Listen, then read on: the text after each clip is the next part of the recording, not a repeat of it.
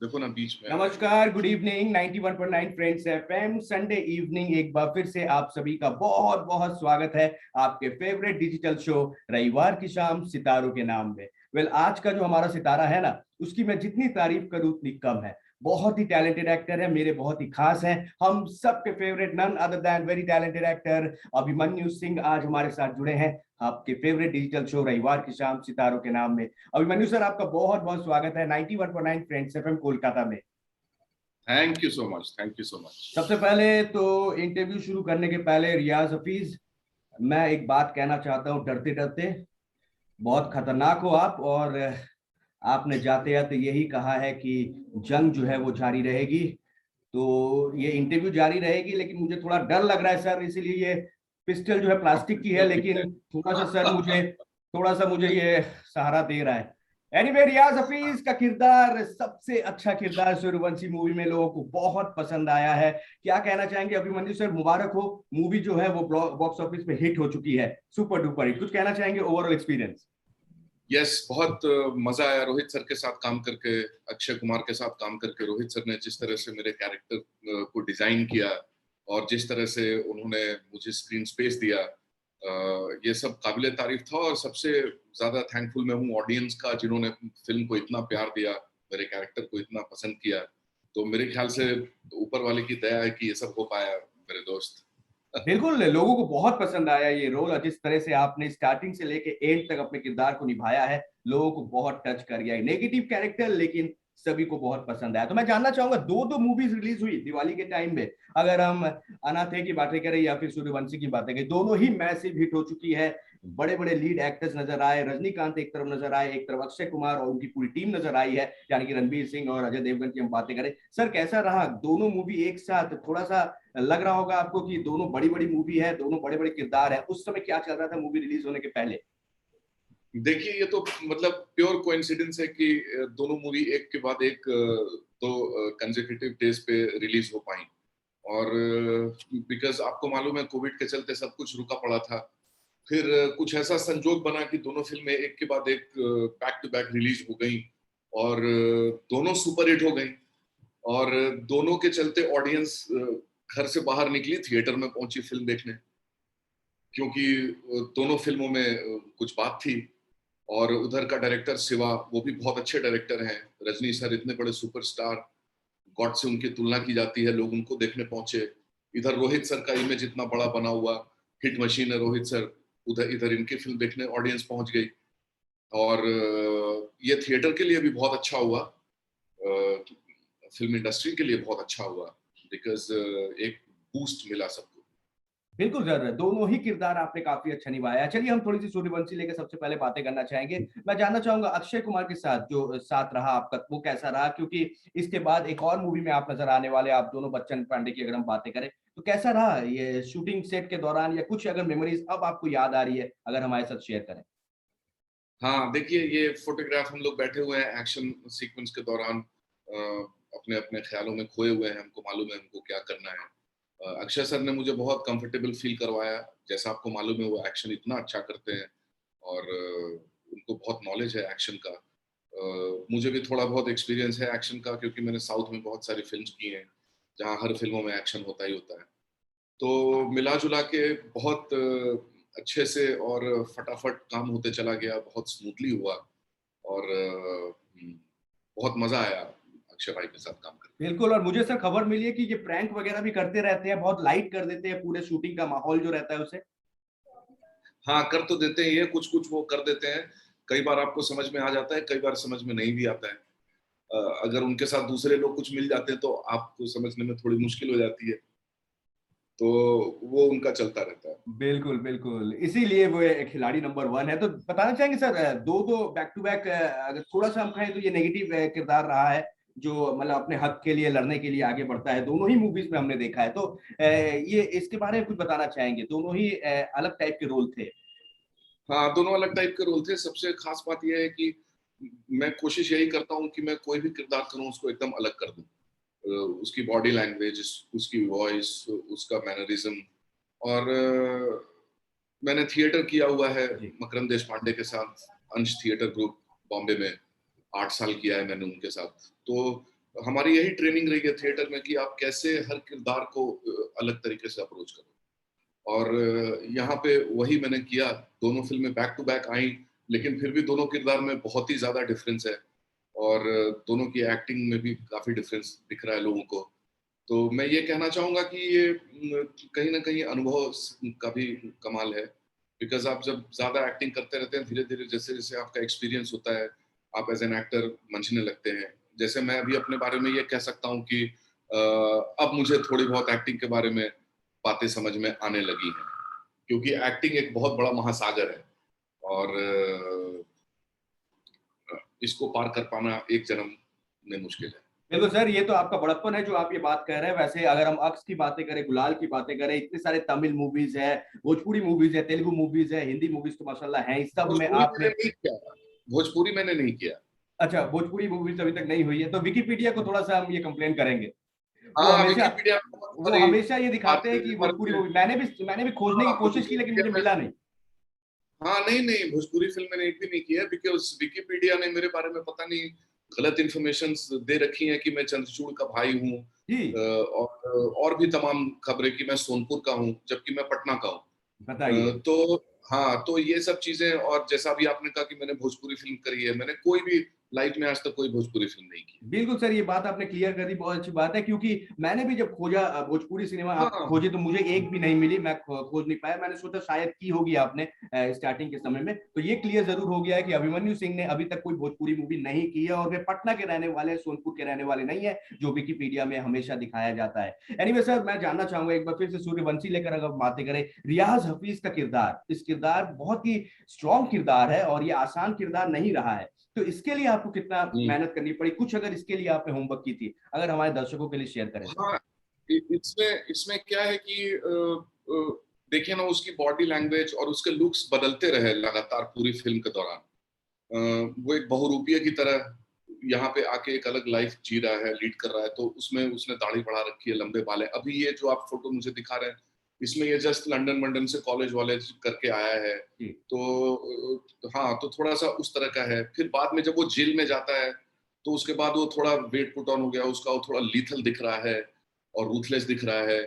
तो ये सब में तो थोड़ी मेहनत करनी ही पड़ती है, जब आपको अपनी बॉडी के ऊपर काम करना पड़ता है, और अपीयरेंसेस आपको बदलने पड़ते हैं, ताकि कैरेक्टर को ज्यादा डेप्थ मिल सके। बिल्कुल। और वही ये सब नजर आया है, बिल्कुल। रोहित सर ने जिस तरह से डिजाइन किया इस कैरेक्टर को, तो मैं जस्ट मतलब फॉलो कर रहा था इंस्ट्रक्शंस। और इंस्ट्रक्शन माशाल्लाह काफी अच्छा आपने फॉलो किया, और मुझे नहीं लगता कि आपसे अच्छा इस किरदार को कोई निभा पाता। लेकिन मैं सर जानना चाहूंगा, आप तो थे ही, बहुत स्ट्रॉन्ग नेगेटिव कैरेक्टर में थे, लेकिन हर कोई इस मूवी में बातें कर रहा है, अक्षय कुमार के बारे में बातें हो रही है, रणवीर सिंह के किरदार के बारे में बातें हो रही है, और अजय देवगन की बातें हो रही है। लेकिन मैं आपसे आपके जो आसपास नेगेटिव रोल करते हुए लोग नजर आए, उनके बारे में जानना चाहूंगा। गुलशन ग्रोवर सर के बारे में अगर आप कुछ कहें, या फिर आप और भी जो किरदार है उनके बारे में कुछ कहना चाहें, जैकी श्रॉफ के बारे में अगर कुछ कहना चाहें, कैसा रहा उनके साथ एक्सपीरियंस। हाँ, सबके साथ मजा आया। गुलशन ग्रोवर के साथ काम करके मजा आया। निकेतन धीर अपना दोस्त है, हम लोग साथ में हैंग अराउंड करते थे। बीच बीच में ब्रेक हो तो बैठ के बातें कर रहे हैं, बाहर चाय पी लिया, कॉफी पी ली। तो काफी एक मैं कहूँगा कि कॉर्डियल और जोवियल इन्वायरमेंट रहा जहाँ पे हम लोग शूट कर रहे थे। और सब लोग अपने अपने तरीके से काम कर रहे थे और साथ में एंजॉय भी कर रहे थे। बिल्कुल, मैंने देखा है कि पूरी तरह से मूवी की जो पिक्चराइजेशन है वो भी काफी अच्छी। Few words for Rohit sir को हमने हमेशा देखा है कि जिस तरह से गाड़ियां उड़ती है, ब्लास्ट दिखाए जाते हैं, इस मूवी में भी नजर आए हैं, लेकिन सही जगह पे हर कोई हर चीज को नजर आए हैं। तो कैसा रहा उनके डायरेक्शन के बारे में अगर आप कुछ कहें। बहुत बेहतरीन डायरेक्टर हैं वो। सबसे बड़ी बात उनकी ये है कि उनके उनके दिमाग में इतनी क्लैरिटी है, उनको एग्जैक्टली मालूम है कि उनको क्या चाहिए और क्या नहीं चाहिए। और वो अपने एक्टर्स पे बहुत कॉन्फिडेंस दिखाते हैं, और जिस तरह के वो शॉट्स लगाते हैं वो विजुअली सोचते हैं। जी, तो वो जिस तरह के शॉट्स लगाते हैं, तो वो शॉट्स ही अपने आप में काफी अलग सा रहता है और दिखता है। लार्जर देन लाइफ का जिस तरह का उनका पोर्ट्रेयल रहता है उनके कैरेक्टर्स का। तो बहुत ही बेहतरीन डायरेक्टर लगे वो मुझे। और बिना कोई चीखने चिल्लाने के उनका काम चलते रहता है, और बहुत ही स्मूथली काम करते हैं, और बहुत ही कंट्रोल में रहते हैं। और चूंकि वो कंट्रोल में रहते हैं तो हम सब कंट्रोल में रहते हैं। Because at the end of the day captain of the ship जैसे बिहेव करता है वैसे ही बाकी के लोग करते हैं बिहेव।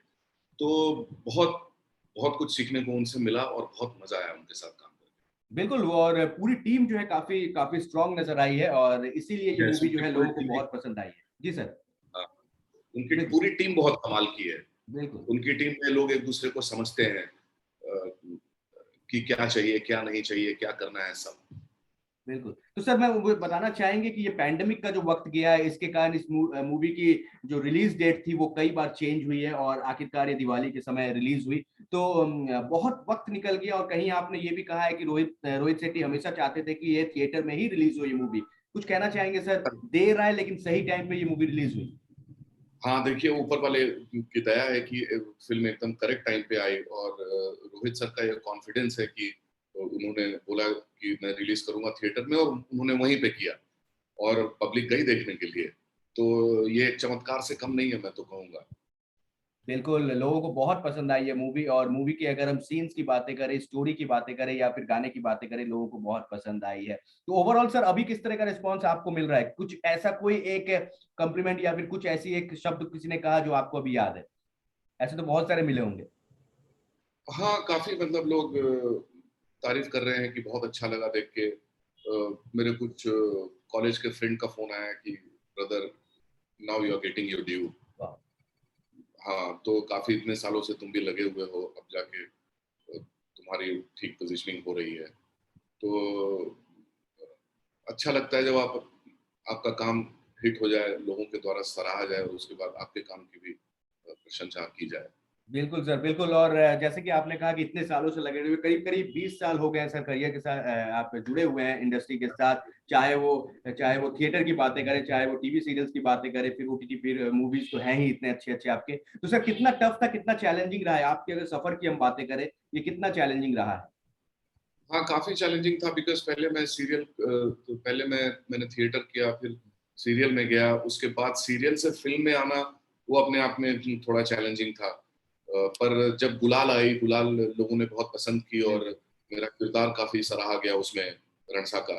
तो वहां से फिर चीजें वापस से टेक ऑफ हुई और फिर मैंने रक्त चरित्र किया फिर मैं जी। साउथ में थोड़ा काम करने लगा और फिर यहाँ पे मॉम और अभी सूर्यवंशी और कुछ एक अभी बड़े वेब सीरीज कर रहा हूँ तो बच्चन पांडे कर रहा हूँ तो अब जाके ऐसा लग रहा है कि हाँ काम करने में मजा आएगा।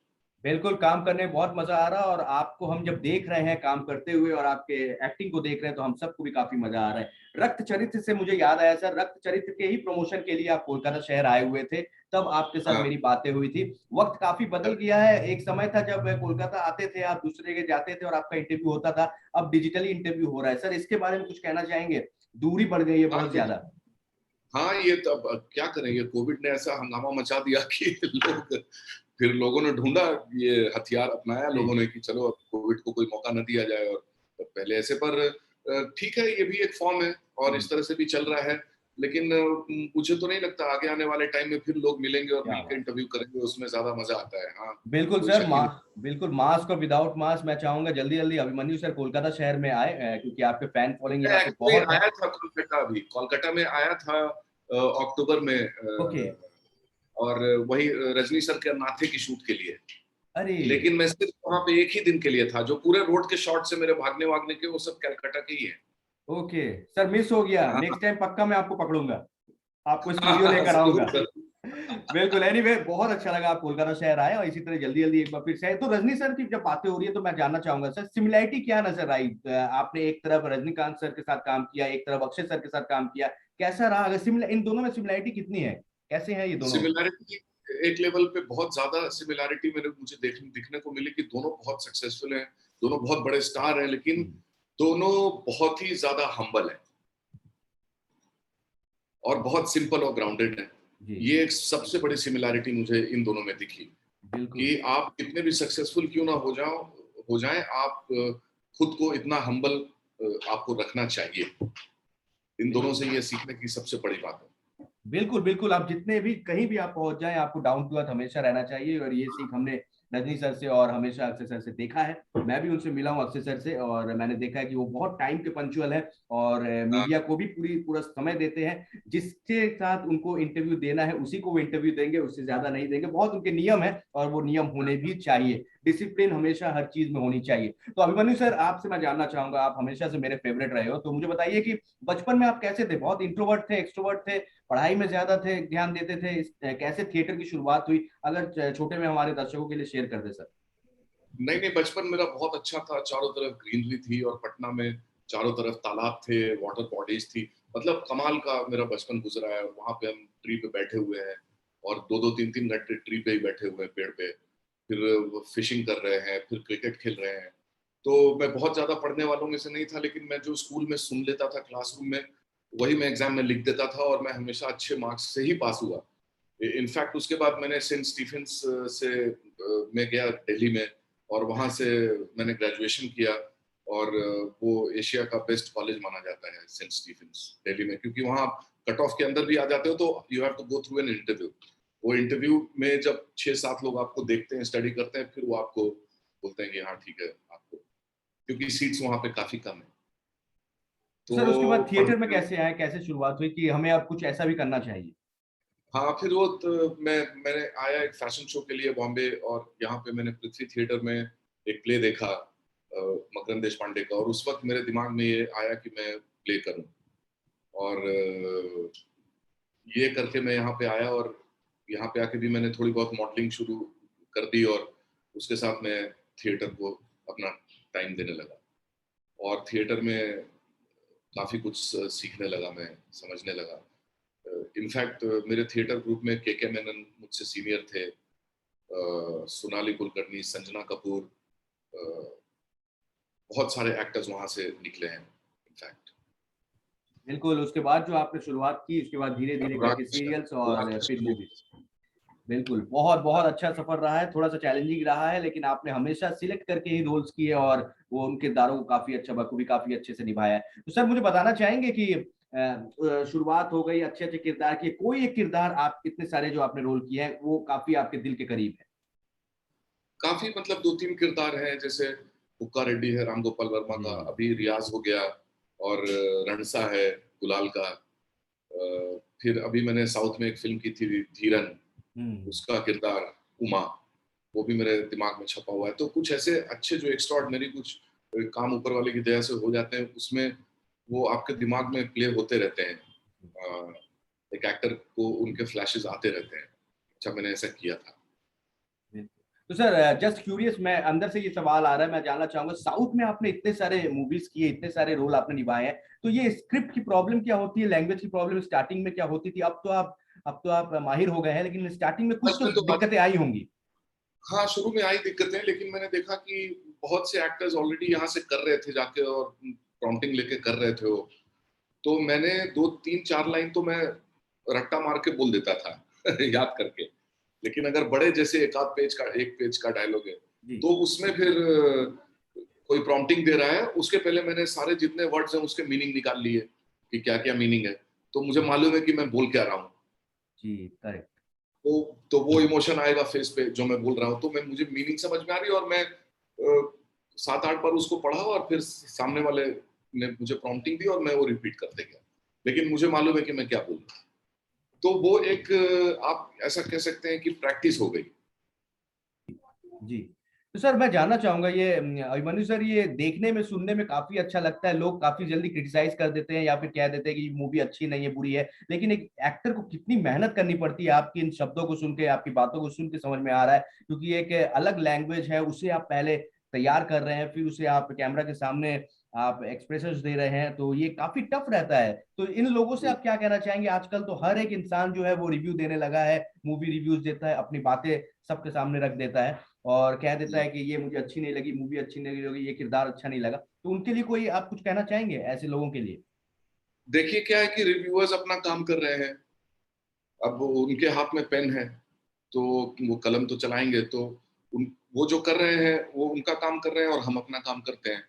लेकिन रिव्यूअर्स जो लिखते हैं उसके बल पे ऑडियंस जाती नहीं है कई बार, क्योंकि ऑडियंस का अपना स्वभाव है।